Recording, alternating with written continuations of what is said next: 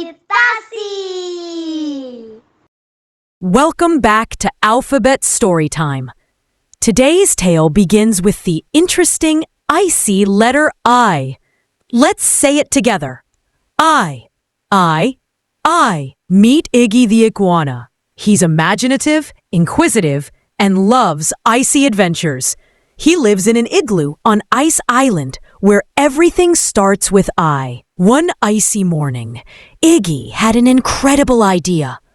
I'll explore Ice Island and find the glowing ice crystal.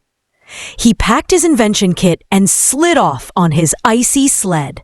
Hello, let's fire the paddle. Iggy saw an igloo with ice cream so sweet, a squid squirting ink in a frosty retreat, an insect inventor with an instrument new. Ice Island ventures, there's so much to do.